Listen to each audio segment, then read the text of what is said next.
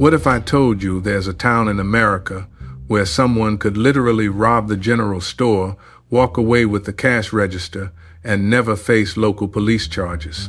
Sounds impossible? Welcome to the shocking reality of over 70 American towns that have zero police protection.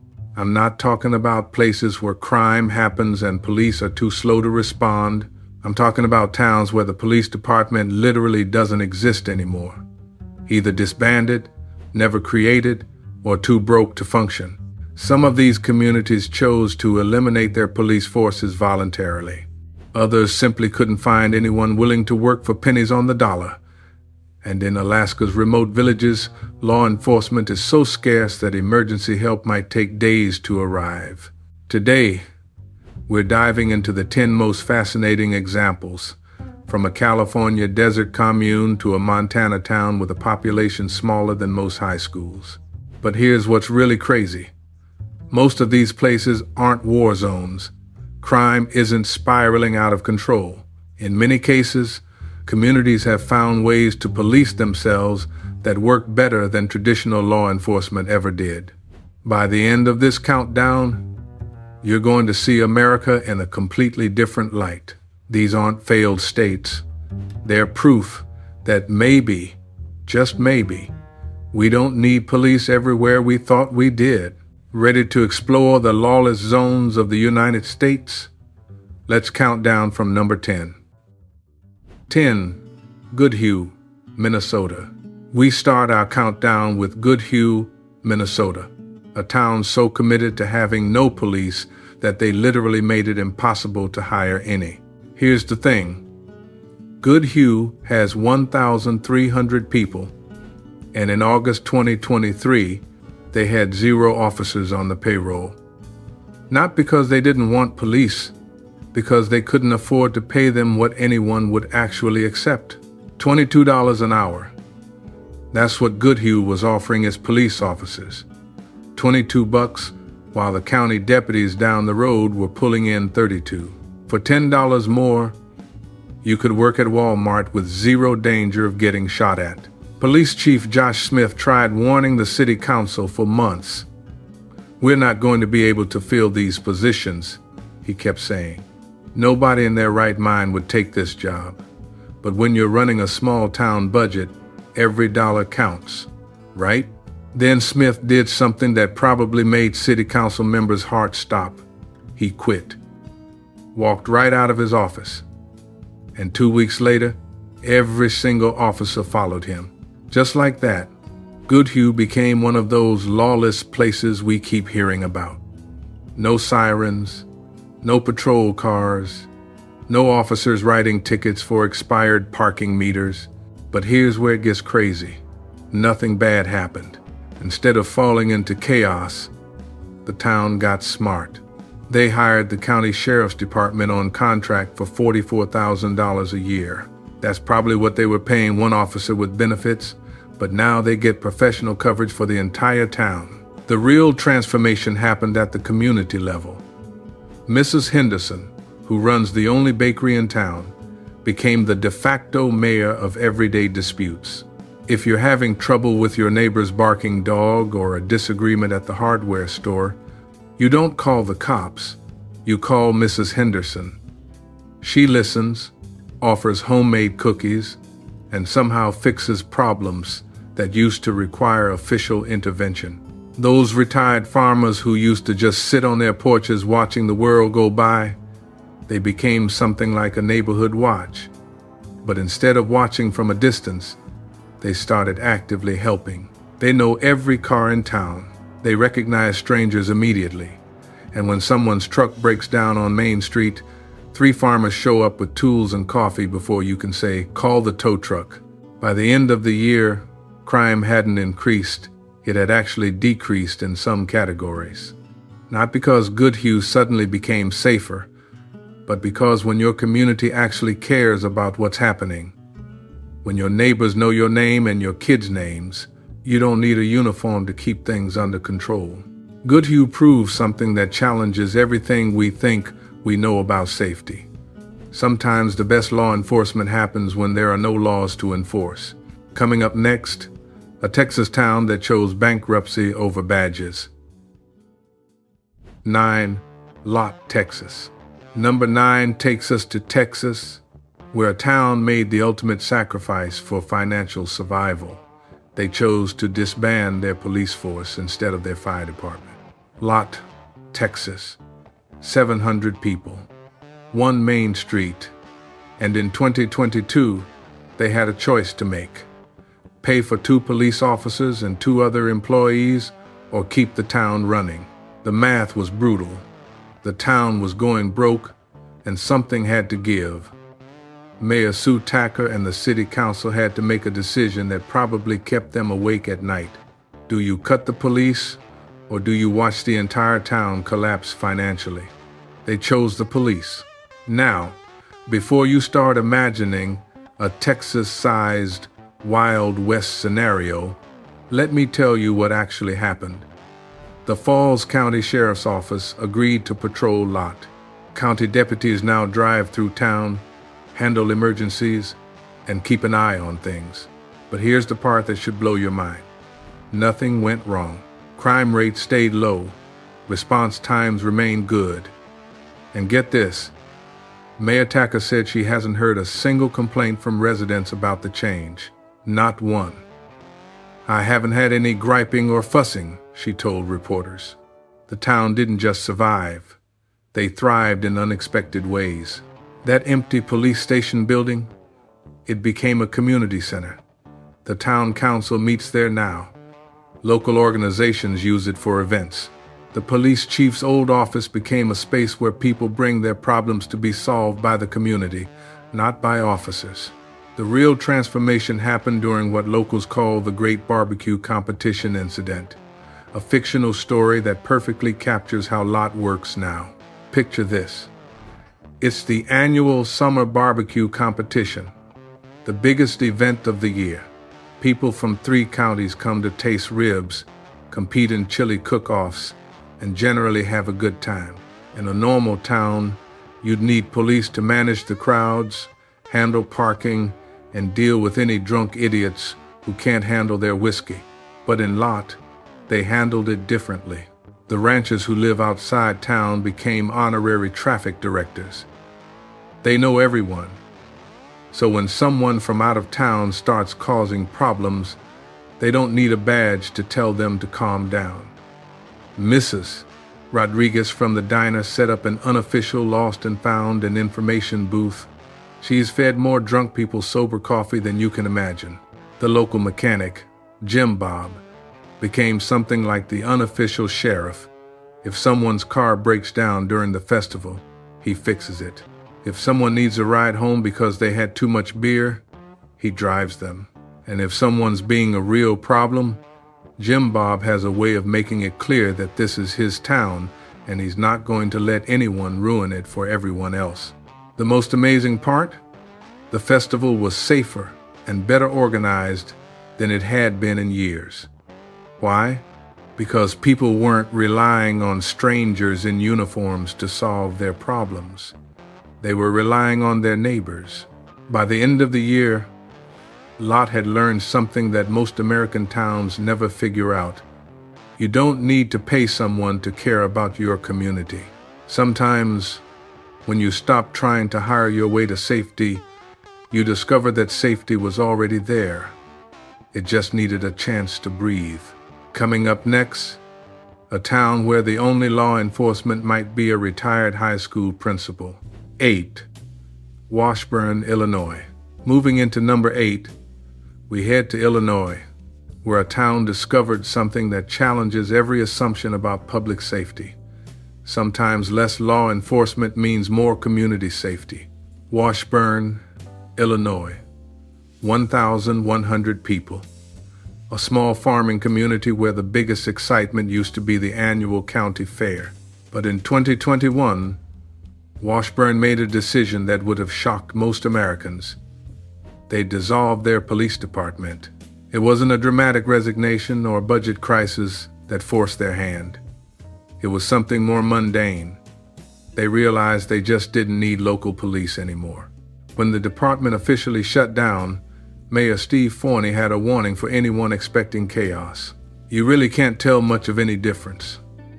That might be the most honest statement ever made about law enforcement in America. Here's why Washburn works. The county sheriff's department is incredibly responsive.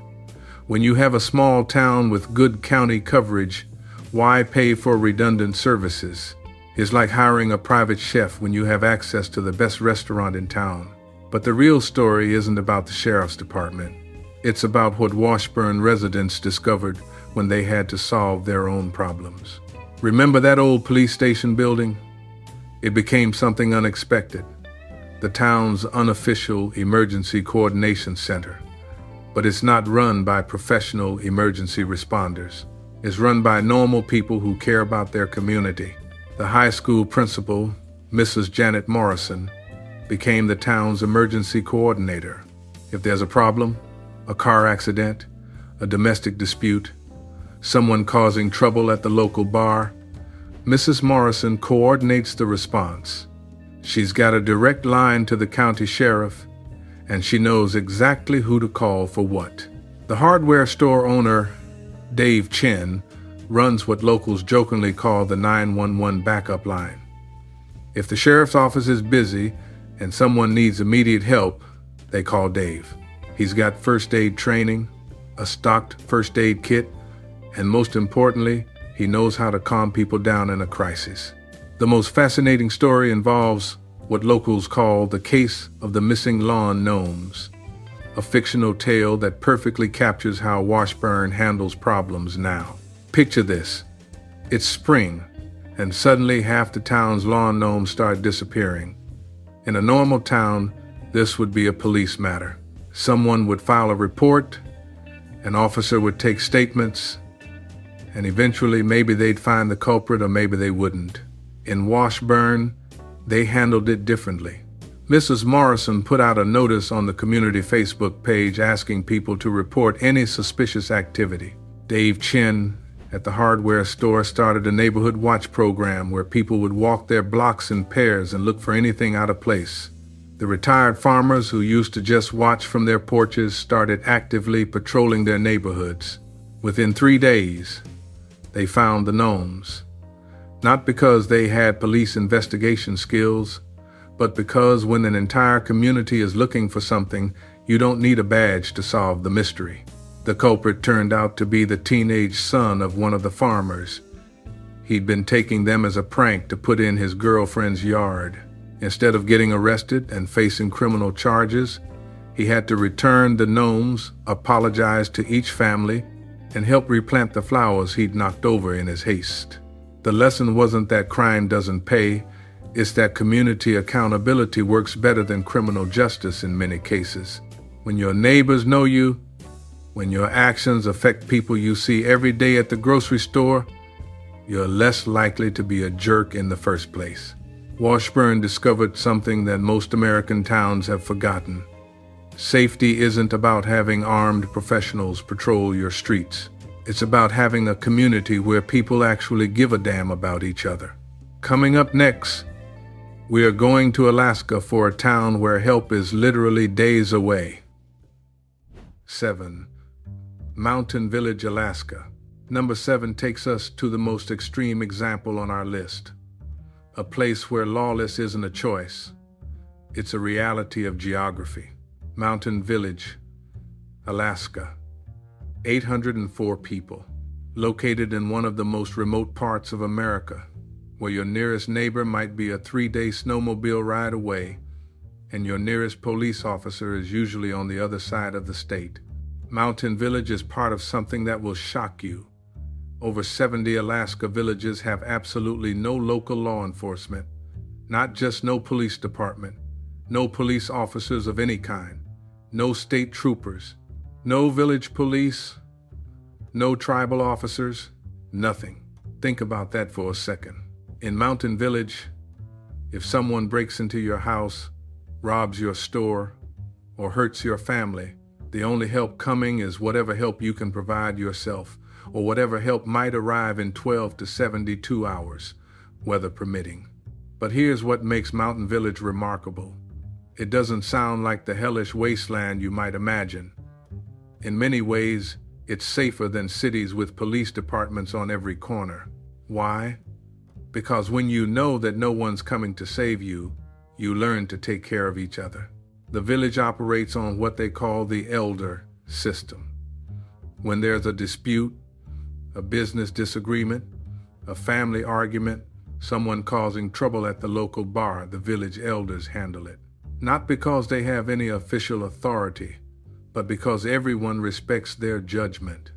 Village elder Sarah Ackpick has been resolving conflicts for 15 years. She's got no badge, no gun, no arrest power, but somehow she solves problems that would normally require police intervention. Her secret? She's lived in this community for 50 years. She knows everyone's family history, their strengths and weaknesses, and how to approach each person differently. During what villagers call the winter storm that never ended, a fictional story that shows how Mountain Village handles crisis, the community discovered something remarkable about themselves. Picture this. It's February. A blizzard hits that's so bad you can't see your hand in front of your face. The power goes out, the generator fails, and someone at the bar gets into a fight that turns violent. In most places, someone would call the police. In Mountain Village, someone calls Sarah Ackpick. Within minutes, 3 community members show up at the bar, not with badges or weapons, but with blankets, hot coffee, and the authority that comes from a lifetime of respect. They separate the combatants, get them warm, and start working on the real problem, which turns out to be a misunderstanding between 2 families about a hunting territory dispute. Sarah doesn't arrest anyone. She doesn't write tickets. She sits both families down, makes tea, and talks through the problem like the family mediator she is. By the end of the evening, the hunting territory is clearly defined, the families have agreed on new boundaries, and everyone goes home safely. That's how Mountain Village handles law enforcement, through community, tradition, and the kind of wisdom that comes from knowing your neighbors better than any criminal database ever could. The most amazing part? Their crime rates for violent incidents are lower than many cities with police departments on every corner. Why? Because when you live in a community where everyone knows everyone's business, where your actions affect people you see every day, where you can't hide behind anonymity, you think twice before causing problems. Mountain Village proves something that challenges everything we think we know about safety. Sometimes the best law enforcement is no law enforcement at all. Just people who refuse to let their community fall apart. Coming up next, we're going to a place that calls itself the last free place in America. 6. Slab City, California. Number 6 brings us to the most famous lawless place in America, a desert commune that has become legendary for its complete absence of traditional government. Slab City, California. Located in the Sonoran Desert near the Salton Sea. No municipal government, no city council, no mayor, no police department. Just 640 acres of concrete slabs from an old military base and people who've chosen to live completely off the grid. If you've ever heard of Slab City, it's probably because it's called the last free place in America. The slogan painted on the Maine water tower says it all: escape from the world. But here's what most people don't understand about Slab City. It's not actually lawless. It's unincorporated state land, which means federal, state, and county laws still apply. Imperial County Sheriff's deputies technically have jurisdiction. The Border Patrol regularly patrols the area, and if you commit a serious crime, you will be arrested. What makes Slab City different isn't that there are no laws, it's that there's no local enforcement.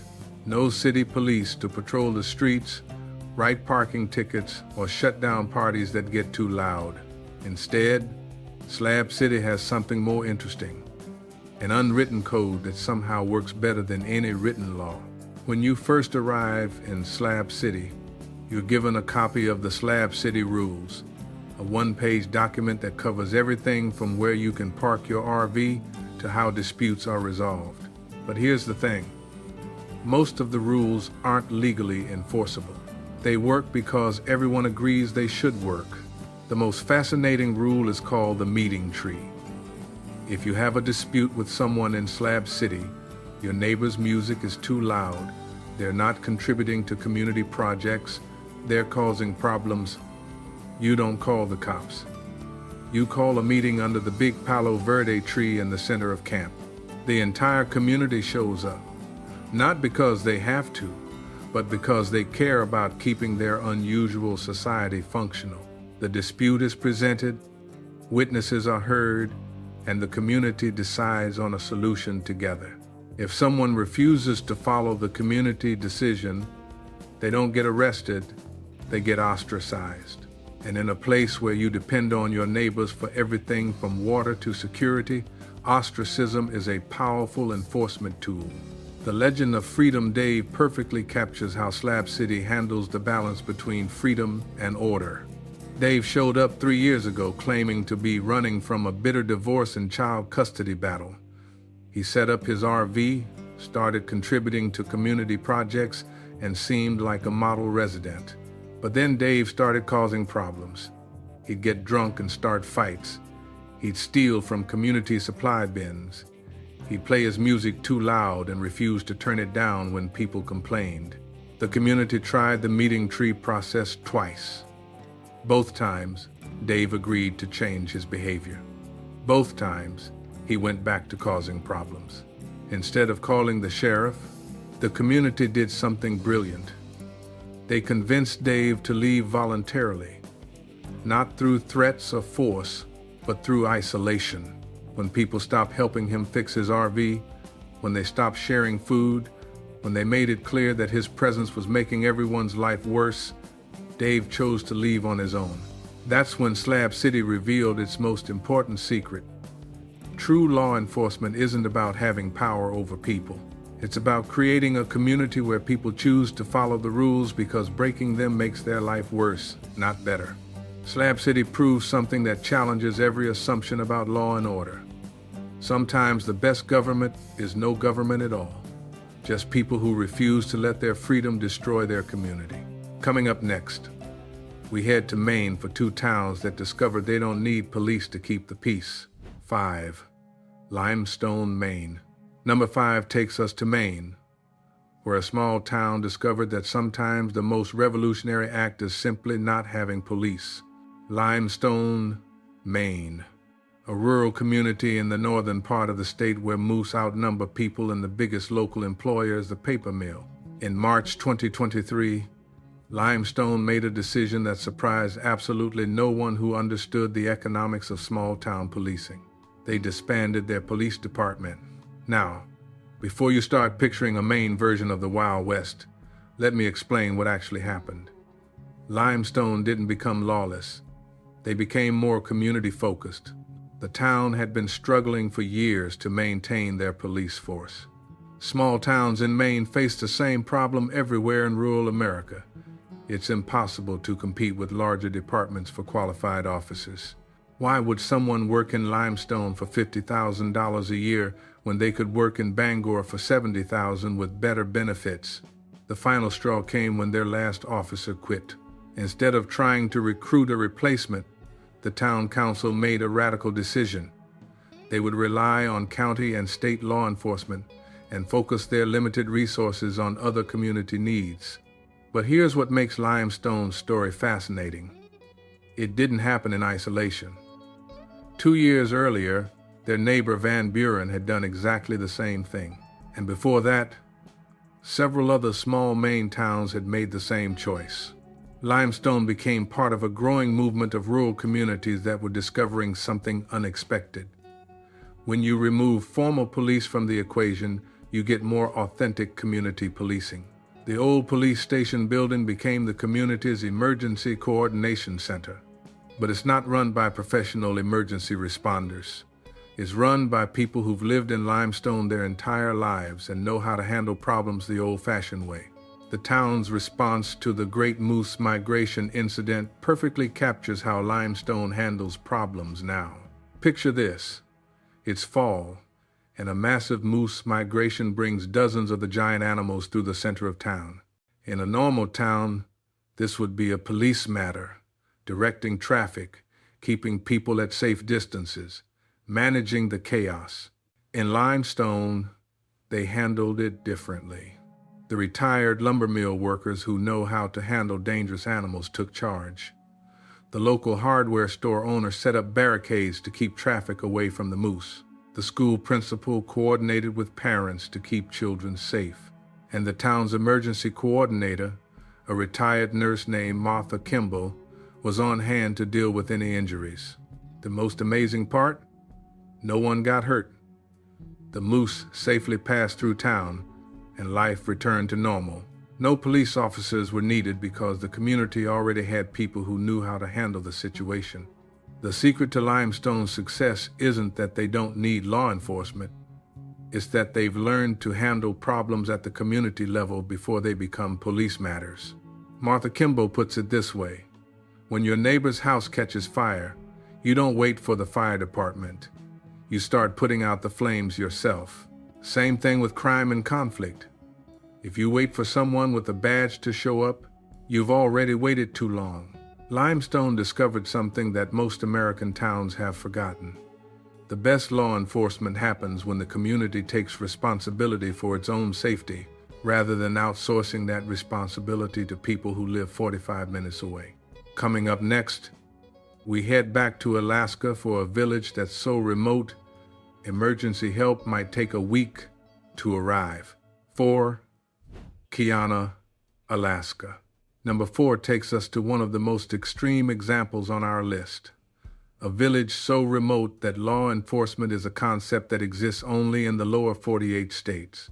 Kiana, Alaska, 421 people, located in the northwest Arctic region, where the nearest town with a police department is hundreds of miles away, and the nearest state trooper might be a plane ride or a snowmobile journey across frozen tundra.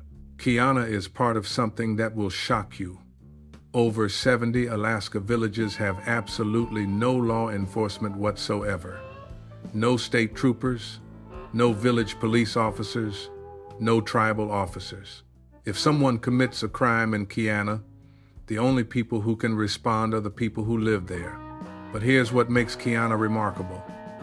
It doesn't sound like the lawless wasteland you might imagine. In many ways, it's safer than urban areas with police on every corner. Why? Because when you know that no one's coming to help you, you learn to take care of each other in ways that most Americans can't even imagine. Kiana operates on what they call the Village Protection System, a network of community agreements that handle everything from disputes to crime prevention without any official law enforcement. The system works because everyone in Kiana has a stake in maintaining order. If someone causes problems, it affects people they see every day at the grocery store, the school, the post office. When your actions impact your neighbors' lives, you think twice before being a jerk. Village Coordinator Mike Andrew has been handling community conflicts for 12 years. He's got no badge, no gun, no arrest power, but somehow he solves problems that would normally require police intervention. His secret? He's lived in Kiana his entire life. He knows everyone's family history, their strengths and weaknesses, and how to approach each person differently. The most remarkable story involves what villagers call the midnight emergency, a fictional tale that shows how Kiana handles serious problems when there's no one else to call. Picture this. It's 2 a.m. in the dead of winter. The temperature is 40 below zero, and someone's house catches fire. In most places, someone would call the fire department. In Kiana, someone calls Mike Andrew. Within minutes, half the village shows up at the burning house. Not because they have professional training, but because they know that if they don't help, their neighbor will lose everything. Mike coordinates the response like a professional emergency coordinator. Some people help fight the fire with whatever they can find: snow, dirt, anything to smother the flames. Others help evacuate the family and save their belongings. Still others make sure the rest of the neighborhood stays safe. By the time the volunteer fire department arrived from the nearest town 4 hours later, the fire is out, the family is safe, and the community has already started helping with cleanup and temporary housing. That's how Kiana handles emergencies. Through community cooperation and the kind of mutual aid that comes from knowing that you're only as safe as your neighbors are willing to make you. The lesson isn't that crime doesn't exist in Kiana. It's that community accountability works better than criminal justice in many cases. When you live in a place where everyone knows your business, where your actions affect people you see every day, where you can't hide behind anonymity, you're much less likely to cause problems in the first place. Kiana proves something that challenges everything we think we know about safety and law enforcement. Sometimes the best protection is no protection at all. Just people who refuse to let their community fall apart. Coming up next, we're going back to Maine for a town that's literally on the border with Canada. 3. Van Buren, Maine. Number 3 brings us back to Maine, where a border town discovered that sometimes the most effective law enforcement happens when there's no law enforcement at all. Van Buren, Maine. Population just under 2,000 people, located literally on the border with Canada. In 2021, Van Buren made a decision that surprised absolutely no one who understood the economics of rural policing. They disbanded their police department. But here's what makes Van Buren different from other towns that have made this choice. They didn't do it because they wanted to. They did it because they had to. Rural Maine is in the middle of a policing crisis, and small towns are being forced to choose between police and basic services. Van Buren's police department had been struggling for years to maintain staffing. It's impossible to compete with larger departments for qualified officers. Why would someone work in a small border town for barely over minimum wage when they could work in Bangor or Portland for significantly more money and better benefits? The final straw came when their last officer quit. Instead of trying to recruit a replacement, the town council made a pragmatic decision. They would rely on county and state law enforcement and focus their limited resources on other community needs. But here's what makes Van Buren's story fascinating. It happened at exactly the same time as several other small Maine towns were making the same choice. Suddenly, large areas of rural Maine had no local police whatsoever. Instead of descending into chaos, something interesting happened. The communities banded together to solve problems at the regional level. The old police station became a community center that serves as an unofficial emergency coordination hub for the entire area. But it's not run by professional emergency responders. It's run by people who've lived in rural Maine their entire lives and know how to handle problems the old-fashioned way. The border dispute that never escalated perfectly captures how Van Buren handles problems now. Picture this. A Canadian farmer accidentally grazes his cattle on the American side of the border. In a normal town, this would be a police matter, trespassing, property damage, potentially international incidents. In Van Buren, they handled it differently. The town coordinator, Jim LeBlanc, called a meeting with the Canadian farmer and several local landowners. Instead of arresting anyone or filing charges, they sat down at the diner and worked out an agreement over coffee and pie. The Canadian farmer agreed to pay for any crop damage. The local farmers agreed to help repair any fence damage. And everyone agreed to work together to prevent future incidents. The solution worked better than any arrest ever would. The farmer became more careful about his cattle. The local farmers became more cooperative about border issues. And everyone saved money on legal fees and court costs. The secret to Van Buren's success isn't that they don't need law enforcement. It's that they've learned to handle problems at the community level before they become criminal matters. Jim LeBlanc puts it this way. When you've lived in the same place for 40 years, when you know your neighbors' kids and their grandparents, when you depend on each other for everything from hauling wood to watching each other's houses, you don't need someone with a badge to tell you how to behave. Van Buren discovered something that challenges everything we think we know about law enforcement. Sometimes the best protection is no protection at all. Just people who refuse to let their community fall apart. Coming up next, a California desert town that's literally on the edge of America. 2. Niland, California. Number 2 takes us to a California desert town that's literally on the edge of America, where the closest thing to law enforcement might be a sheriff's deputy who stops by once a week. Niland, California. A small desert community near the Salton Sea, home to about 1,000 people and some of the most unique law enforcement arrangements in America. Here's what makes Niland special.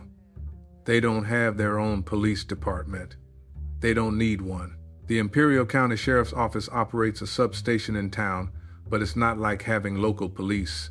The sheriff's deputies who work in Niland are county employees who patrol a huge area. They're not embedded in the community the way local police would be. This creates an interesting dynamic where Niland has to handle most problems at the community level, with only occasional backup from professional law enforcement.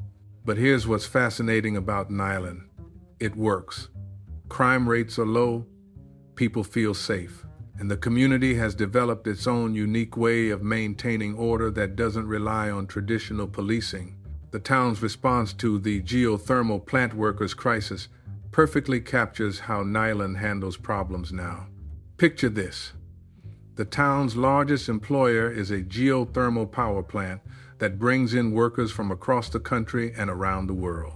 When a group of workers started causing problems, drinking too much at the local bar, getting into fights, making unwanted advances toward local women, most towns would call the police. In Niland, they handled it differently.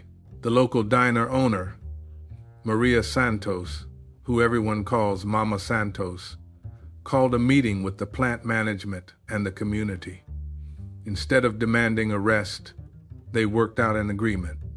The plant would provide better oversight of their workers, the community would be more welcoming and inclusive, and everyone would work together to prevent problems. The solution worked better than any arrest ever would. The workers became more respectful, the community became more inclusive, and everyone learned that cooperation works better than confrontation. The secret to Niland's success isn't that they don't need law enforcement. It's that they've learned to solve problems at the community level before they become police matters. Mama Santos puts it this way.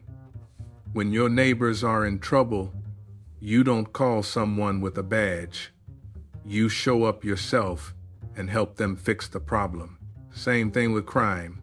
If you wait for someone to arrest the bad guy, you've already waited too long. But Niland's most remarkable story involves how they handle the natural disasters that regularly threaten desert communities. When flash floods hit the area, when dust storms sweep through town, when the geothermal plant has safety issues, the community responds immediately. They don't wait for outside help. They organize their own rescue operations, their own cleanup efforts, their own emergency coordination. The sheriff's deputies are grateful for the help. In a community where people take care of each other, their job becomes much easier. Niland proves something that challenges everything we think we know about law enforcement. Sometimes the best protection is no protection at all, just people who refuse to let their community fall apart. Coming up next, our number 1 spot goes to a Montana town that's smaller than most high schools. 1. Belt, Montana. And here we are, number 1 on our list of lawless places in America. A town so small that their entire population could fit in a single high school gymnasium, yet they discovered something that challenges everything we think we know about law and order. Belt, Montana. 600 people, 1 main street. And in recent years, they made a decision that would shock most Americans. They chose to disband their local police force. But here's what makes Belt's story remarkable. It wasn't a choice between having police or not having police. It was a choice between having local police or having any police at all. Belt had tried to maintain their own police department for years, but the economics were brutal.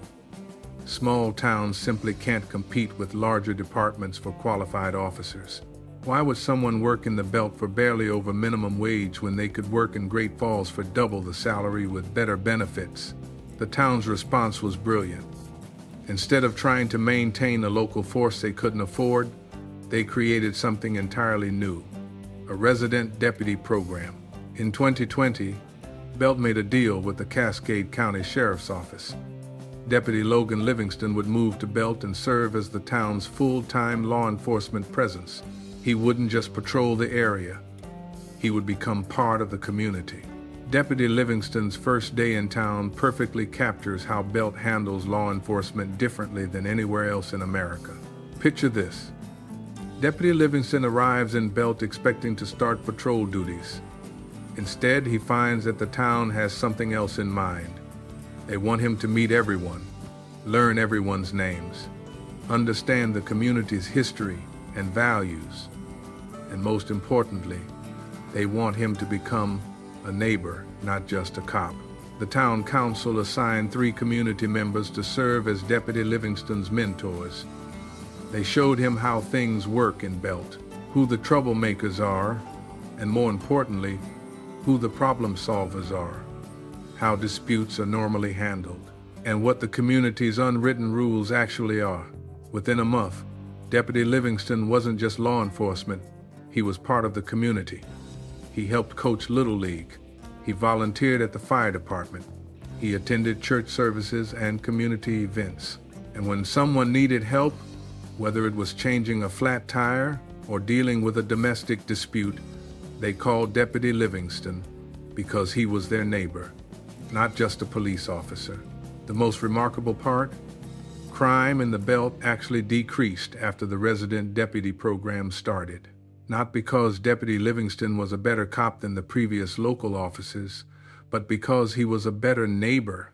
When people know their police officer by name, when they see him at the grocery store and at their kids' baseball games, when they know he cares about their community as much as they do, they naturally want to cooperate with him. They want to help him solve problems. They want to prevent crime before it happens. Deputy Livingston puts it this way. In a town this size, everyone knows everyone's business anyway. The best law enforcement happens when people choose to follow the rules because they respect the person enforcing them, not because they're afraid of what happens if they don't. By the end of his first year in Belt, Deputy Livingston had solved something that most police departments struggle with. He had created a community where people don't need to be policed because they choose to police themselves. Belt proves something that challenges everything we think we know about law enforcement. Sometimes the best protection is no protection at all, just people who refuse to let their community fall apart. So there you have it, 10 American towns that have no police force. But here's what all of these places have taught us. The absence of formal law enforcement doesn't mean the absence of order, safety, or community accountability. In fact, in many of these places, life without local police has been better than life with it. Crime hasn't increased. Communities haven't descended into chaos.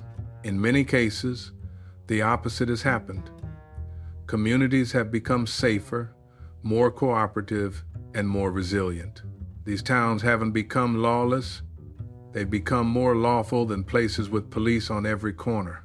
They've discovered that when people take responsibility for their own communities, when they care about their neighbors, when they refuse to let problems destroy their way of life, you don't need professional law enforcement to maintain order. Would you live in a town without police? Maybe these stories will change your mind about what safety really means in America.